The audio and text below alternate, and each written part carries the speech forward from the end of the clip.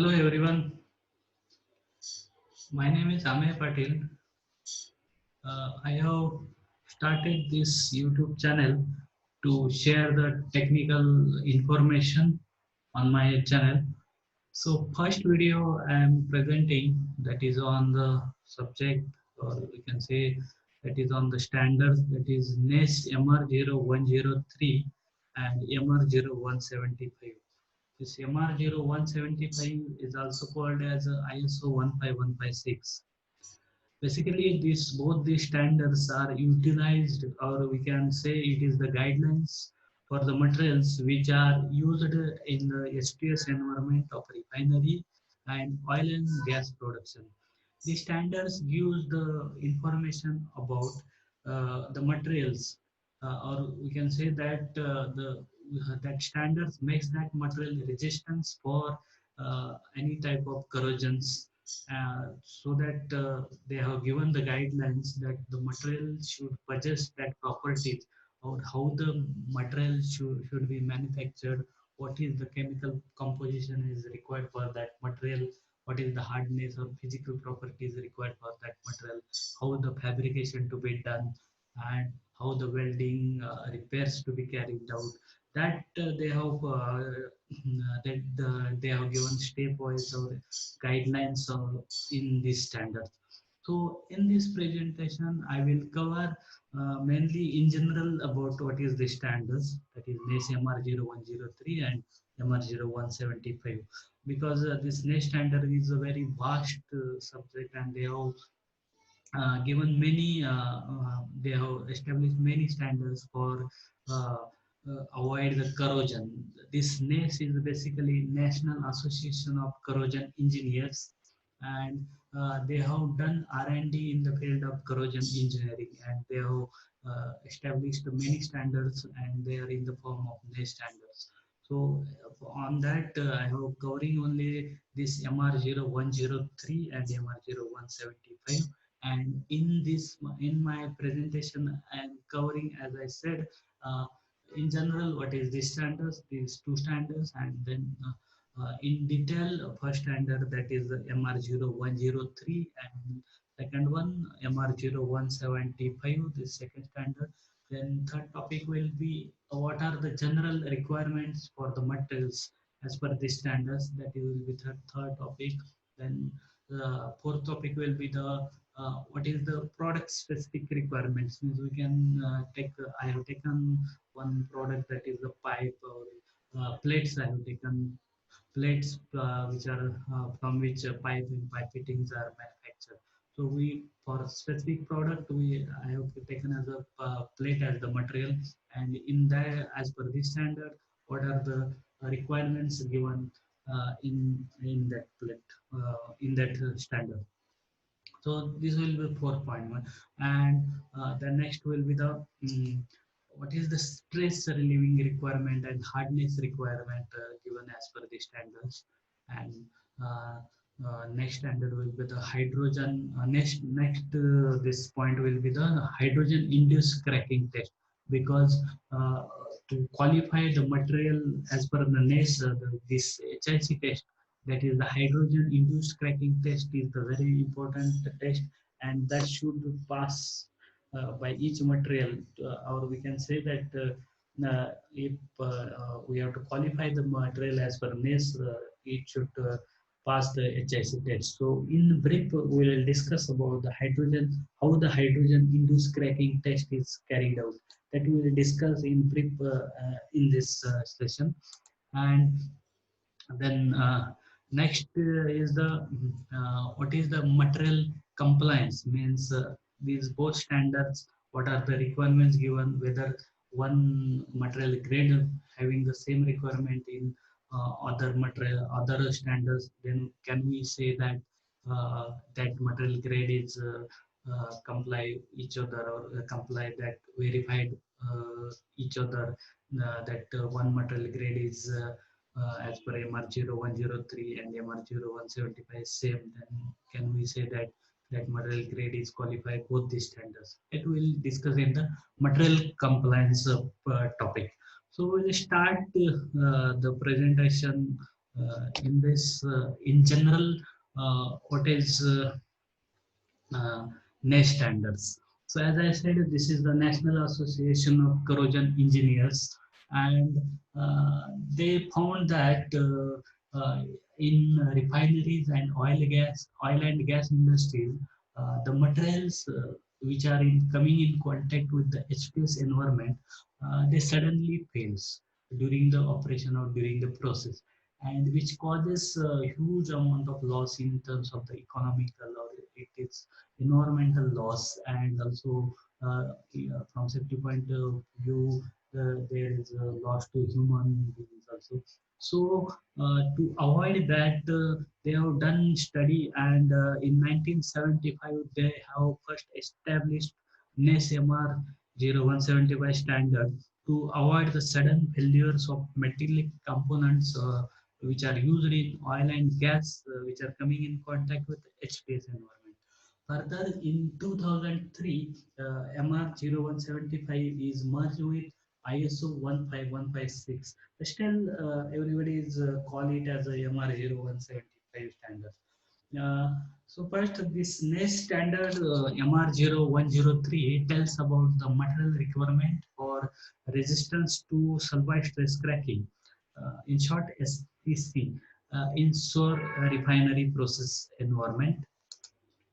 And this MR0175 tells about the material for use in H2S containing environment in oil and gas production, and also where there is high concentration of CO2 and chloride are present. So in general, we can say that both these standards are applicable for refinery services, and where the material requirement is as per HIC. As you can see in a bill of material of any drawing or in process data sheet or any document, they have specifically mentioned that that material should possess, that material should have as per NACE MR0103, or that material should be as per HIC tested. So we have that material should fulfill all the requirement as per that standard. So hydrogen is the main component which causes the cracking, because during the chemical reaction, when it traps inside the material, it wants to escape, and that the escape of that hydrogen which causes the cracks in the materials. Mainly this is the cause which has been studied because of that hydrogen. Mm. So in this specification requirement means, as I said, the requirement given related to the what is the chemical composition requirements. There are what is the sulfur percentage required, what is the carbon percentage required of that material. In this standard, they specify that requirements for each composition of the materials. So how the manufacturing method to be adopted, or what is the manufacturing method they have given as per the standard. Then fabrication and testing, mainly testing, how the test, which are the tests to be carried out for that material, and what are the acceptance criteria for that material to accept as per the NACE standards. Or carbon steel, stainless steel, and alloy steel components, which are used to be in source services and hydrogen sulfide bearing environment in petroleum refinery. This standard is useful to make the carbon steel component resistance to the various forms of material damage in a solar environment. That material damage is due to the sulfide stress cracking, SSC, hydrogen induced cracking, HIC, stress oriented hydrogen induced cracking, SOHIC, alkaline stress corrosion cracking, ASCC, etc. Uh, so this main purpose of this standard is to make the material resistance to that crackings. This is the main guidelines given by the this NACE standards. First, we discuss about the NACE MR0103 standards. As I said, this is used for the sulfide stress cracking, where that material is containing the HPS either in the form of gas or dissolved in water with or without presence of the hydrocarbon. This standard does not cover other forms of wet HPS cracking, environmental cracking, severely corrosive, and hydrogen charging conditions. This SSC is in the form of hydrogen stress cracking resulting from absorption of atomic hydrogen that is produced by the sulfide corrosion reactions. And this sulfide stress corrosion observed in the welds or heat affected zones where high strength and low ductility microstructure may be present and can be identified as a high glue. As we can see that where we do welding and to join the metals, there we are applying the more heat, and due to that heat the material composition, material structure will be changed near to that weld surface, and we call it as the heat affected zone. And due to the input of the heat, the structure of the that material is a high strength, and their hardness value measure near to the heat affected zone that will be higher side, and the structure will be changed. So that surface near to the heat affected zone and weld is prone to the sulfide stress cracking. So that are the causes we can say is the for the sulfide stress cracking. Also, in the next point is the factors contributing to the sulfide stress crackings are, means which are the factors as per the standard which affects or which contributes to the sulfide stress cracking. These factors are chemical composition of the material, strength which is indicated as hardness, heat treatment, and microstructure of the material exposed to the solar environment. Then tensile stress of that material plus tensile stress to be taken as a residual stresses present in that material. And hydrogen flux generated in the material due to the presence of the water, HPS concentration, pH, and other environmental parameters such as cyanide and bisulfides.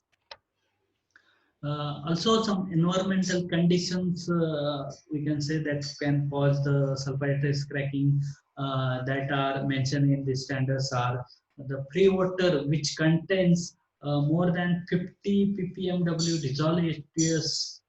The second cause is the pre-water pH having 4 less than 4 and some dissolved HPS in that HPS present. Then pre-water pH having the 7 have more than 7.6 and 20 ppmw dissolved hydrogen. That means the more acidic and alkaline water that will also cause this SSC. Uh, then partial pressure of H2S in gas phase also important, where that is more than 0.003 MPa, that also cause the sulfide stress cracking. Also, the other factor mentioned in the standard is the hardness of the hot form piping and pipe fittings, which are having the P number is the one which should not be exceeded 225 HBW, Brinell hardness number. So these P numbers are defined in SME section 9 for different material grades. For carbon steel, here P number is 1. For lead steel, for stainless steel, they are given in the for various materials. Material grades as per ASME standard, they have given the P numbers, because P number and also the where we apply the welding, the weld material number, that is filler welding material, that is F number, then A number, that is weld material number, that is important for the preparation of welding procedure qualification, WPS or welding procedure specification. That P number, A number, and F numbers are important. So by taking reference from the ASME section 9, we can take that P numbers reference. So for other carbon steels, the hardness should be 22 HRC as per the standard. So they have mentioned the hardness value, and that is what is the hardness value for each material grade. should be maximum value for each material grade. So beyond that, we cannot accept that material as a NACE MR0103 material, because the hardness should be in specified limit or as per the specifications given. So in this table, we can see the maximum hardness requirement for P numbered alloy steel. So these alloy steels are P number 3, 4, 5, like that. They have mentioned as per the material grade. Here the value is given for the hardness value, maximum hardness value, Brinell hardness value. So that is the maximum value. Beyond that, there is chances of the cracking, prone to the crack. That material is prone to the crack. So we should limit the hardness between this maximum hardness value. This is the hardness value important as per the standards. So this is the in brief I have considered. I have taken these points in NACE MR0103 standards, because this is also WASH standard. I have extracted some brief points from this standard MR0103 standard. Then next standard is the NACE MR0175, which is also called as ISO 15156. So this NACE MR0175 standard presents material requirement to provide resistance to sulfide stress cracking and stress corrosion cracking SSC for petroleum products and drilling, gathering and flow line equipment and field process facilities to be used in hydrogen sulfide, H2S bearing hydrocarbon services. So this sulfide stress cracking and stress corrosion cracking (SCC) is affected by the following factors. Means we have seen for this MR0103 standard. Similarly, this SSC and SCC is affected by the following factors. Same factors are there in NES MR0103, but here they have mentioned different this. Different points also they have mentioned in that. So here they have mentioned as metallurgical conditions and strength which are affected by chemical composition, heat treatment, cold work, and microstructure. Then hydrogen ion concentration, that is the activity pH of water phase. Uh, then H2S partial pressure, then total tensile stress, temperature, exposure duration, galvanic effects, chloride or other halide ion concentrations, oxidants, and non-production fluids, including those used for acid stimulation and for packer fluids. These are the factors given in this MR0175 standards. And they have also mentioned how to control this type of cracks, that is sulfide stress cracking and stress corrosion cracking. How we can control this cracks? They have given the guidelines in the standard. So they have mentioned these points. I have mentioned how to control.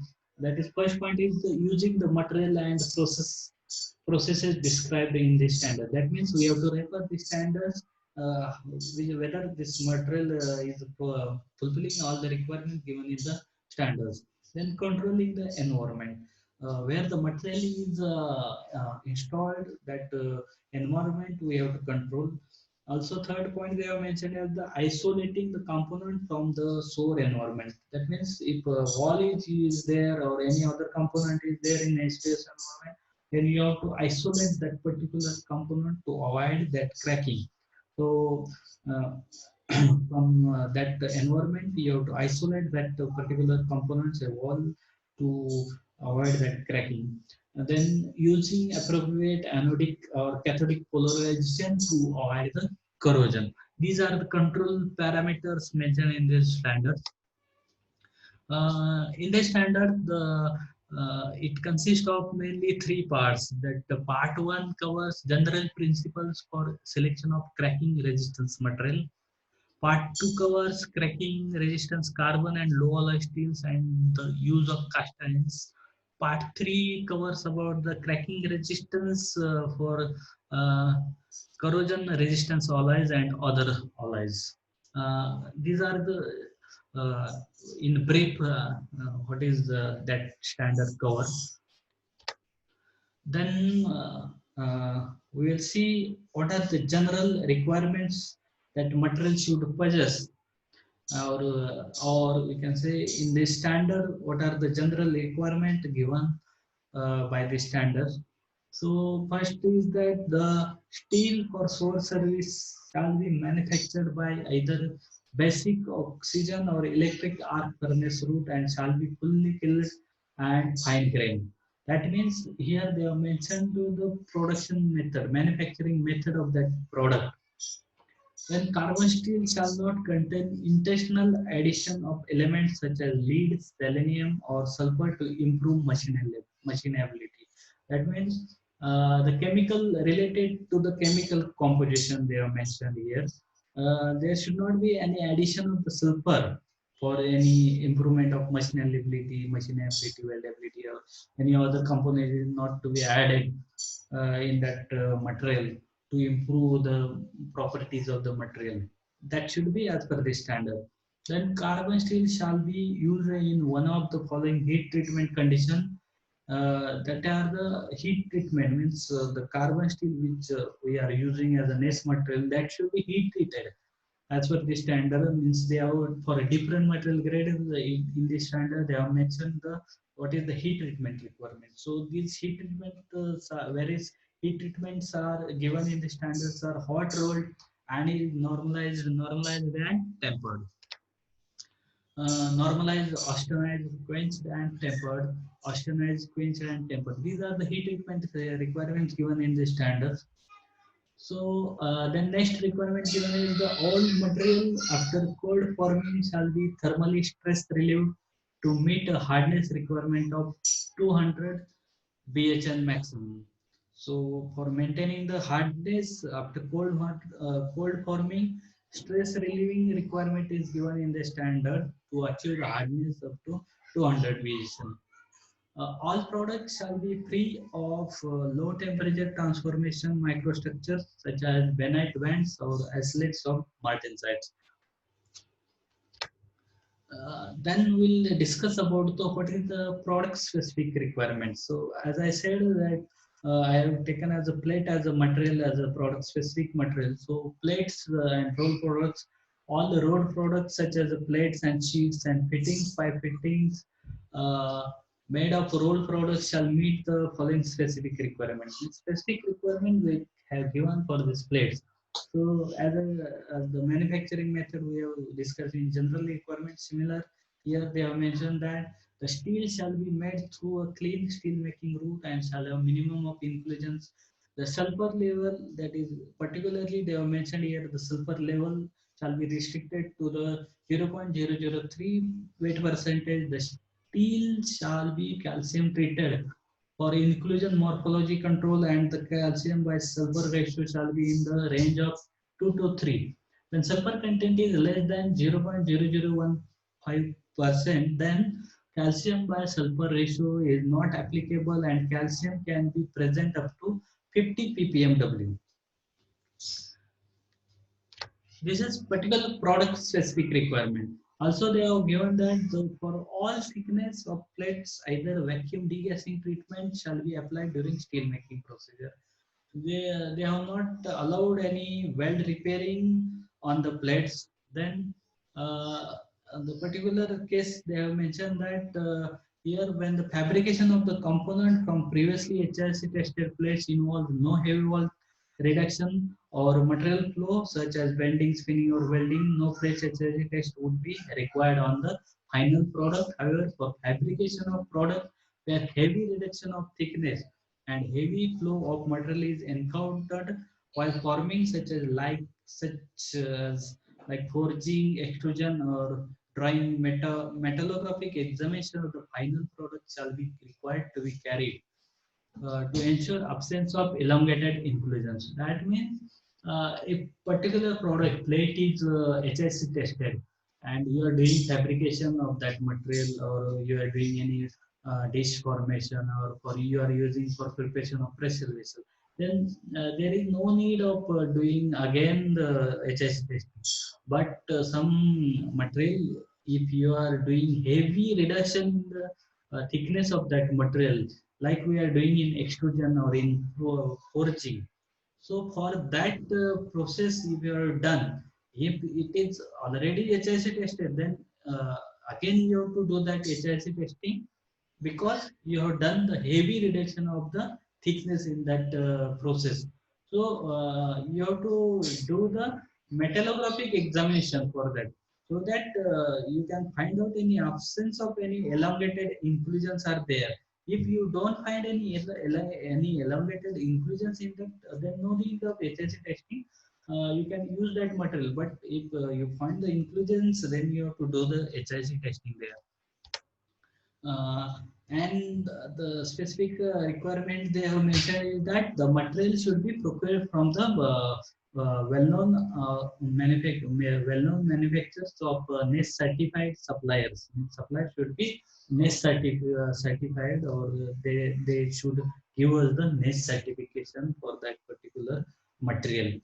The next point we'll cover in this session is the stress relieving and the hardness requirement, because the stresses are developed during the process, that is forming, bending, and also during the fabrication process. Also, the stresses are developed in the material.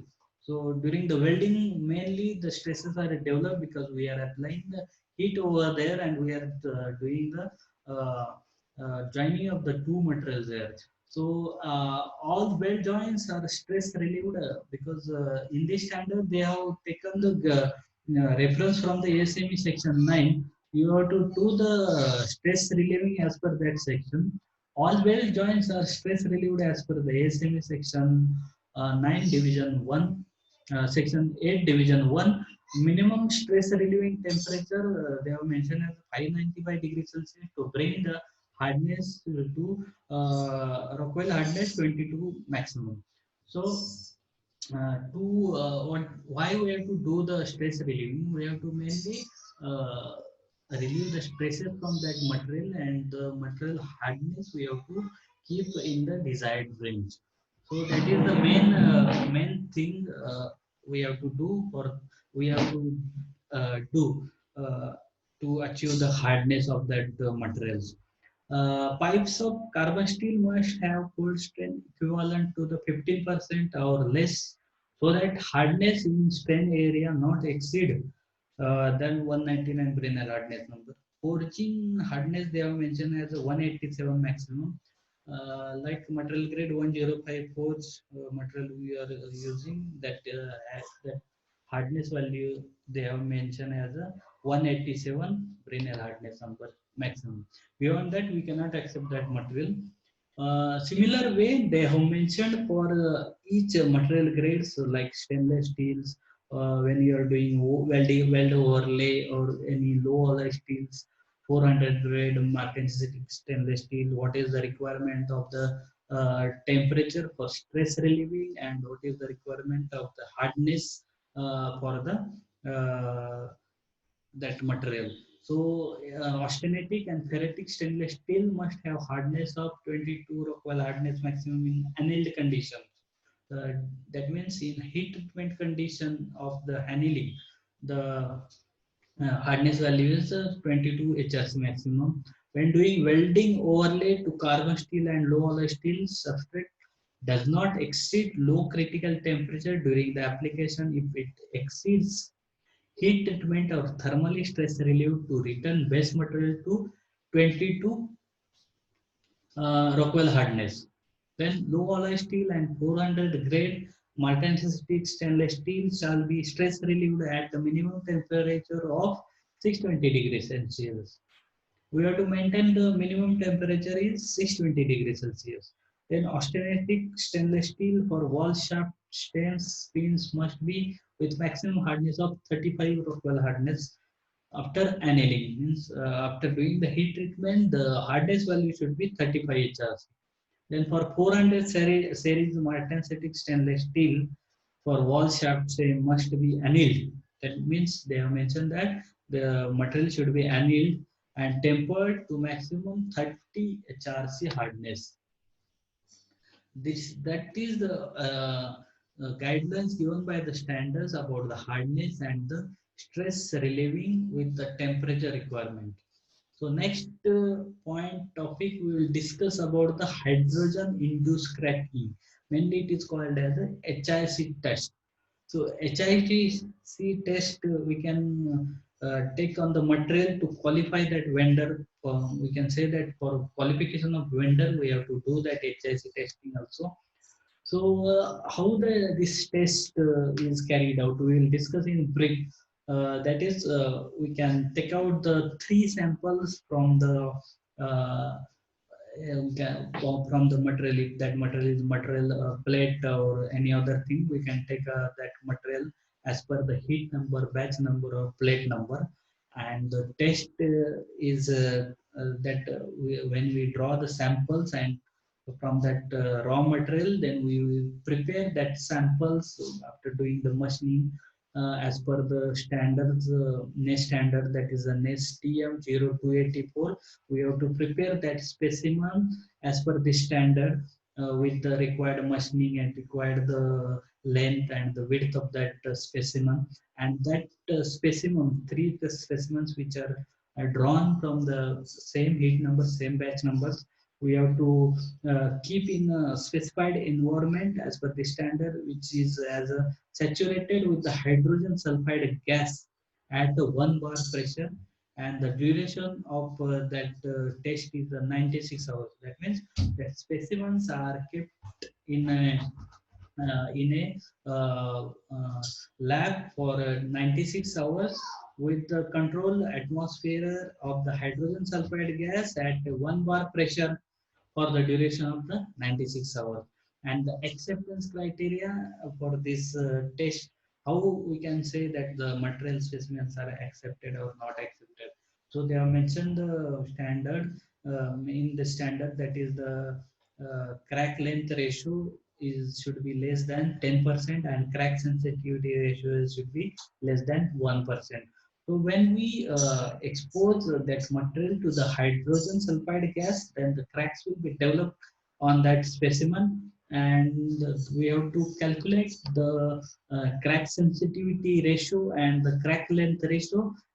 As I have mentioned in this figure, we can see that the cracks are developed on that specimens, and we can measure the length in terms of A and width in terms of B, and for the number of cracks we can measure all these things, and we do the summation of A into B. Means if you were to calculate the crack sensitivity ratio, the formula is given, and acceptance criteria is also given. Similar way, crack length ratio we have to calculate from this. Directly we have to measure the length and the width, and simply we have to put the values in the formula, then we will get the percentage ratio in terms of crack sensitivity ratio and crack length ratio. Accordingly, if it is in limits, we can say the material is accepted. In case if the out of three samples, one sample not pass this test, means the crack sensitivity is more or crack length ratio is more. In that case, again we have to draw the three samples from the same heat number, and again we have to do the retesting of that samples as per the procedure given in this standard, in this particular standard, and we have to check for the acceptance criteria, and we have to take the decision whether that samples are acceptable or not acceptable, because all the three samples which are we have drawn, that should be passed that test. So if one sample fails, then we have to again retest it. So that is the requirement given in brief. I have told you about how the hydrogen induced cracking test is carried out, because this hydrogen induced cracking test is very important, because the cracks are mainly developed in the materials due to this hydrogen when it is coming in contact with the aqueous environment. Hence, before using for the actual application of the materials should undergo this HIC testing. So in brief, we have discussed this test. Then we'll see about the what is the material compliance. As I have explained first in topics, that is the material compliance. there are no simple rules for determining the material compliance of a material with one NIST standard based on its compliance with another one.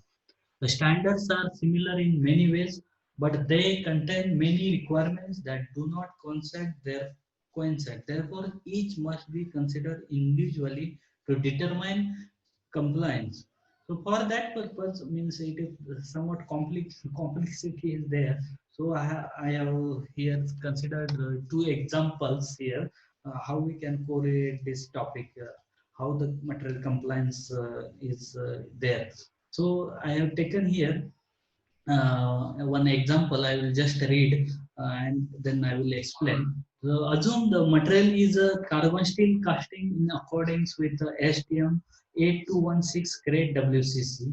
In this case, the basic material requirement are roughly the same for all the NEST standards and versions. The heat treatment requirements are also identical.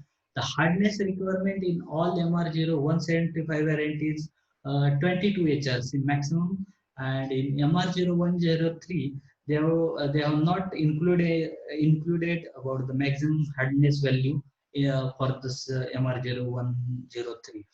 So here, because the all the requirements are same for this both the standards, but hardness requirement is not given. So we can say that means this material qualify, if it qualifies for MR 175, then it also qualifies for MR 0103 also. But uh, uh, we can't say like that, because MR in MR 0103 they have given one specific requirement about the weld repair, because as this material grade is a casting material grade, and casting so to remove the cast defect they have done some weld repairs. So uh, uh, if they have not followed the weld repair procedures, weld repair procedures or weld report repair points as per this MR0103 standards, then we can't say that that material qualifies for this MR0103 standards. So this MR0103 have included very specific welding requirement for a carbon steels, specifying that welding is to be performed in accordance with the NEST SP0472. The various MR01 175 version include different welding requirement. Non-parallel means there is no parallel requirement of MR0103. Therefore, without reviewing the welding processes and procedures for weld repair in the casting, compliance with MR0103 cannot be verified.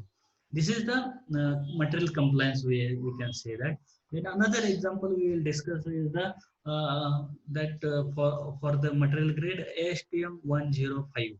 Uh, this ASTM 105 they have mainly given the hardness, maximum hardness requirement. So hardness requirement given as per MR0175 standard is 187. Uh, but in this standard MR0103 they have not given any this maximum hardness requirement, because they will accept the hardness requirement as per the ASTM standard. So but they have specifically mentioned for the heat treatment requirement in this standard, but in MR0175 they have not given any heat treatment requirement in the standard. So we can't say that that material comply with this both with both these standards. So for NES MR0103 require the material to be subsequently heat treated by annealing, normalizing, quenching, and tempering. So this is the material compliance point. So this next is the very big vast subject we can say, because corrosion, they are doing the study on the corrosions of the material, and we can't cover this topic in 1 hour session or half an hour session, because nowadays this NEST standards also given the means taken the exams for level 1, level 2, level 3 certifications. So we can do these certifications for our knowledge purpose. So NES is the very interesting subject, and the corrosion is in that we study the corrosion. And the corrosions, if we avoid the corrosion in the materials, uh, we can save huge amount of the money in the, and also you can save the environment, because that we avoid the failure of that material in the H2S environment. uh, Thanks for patience listening, and thank you all for patience listening. And this is, I think, this topic will be helpful for all of you which are in that field.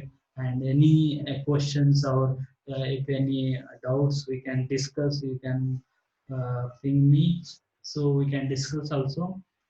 Thank you. Please do like, share, and subscribe my channel. Thank you all. Thank you.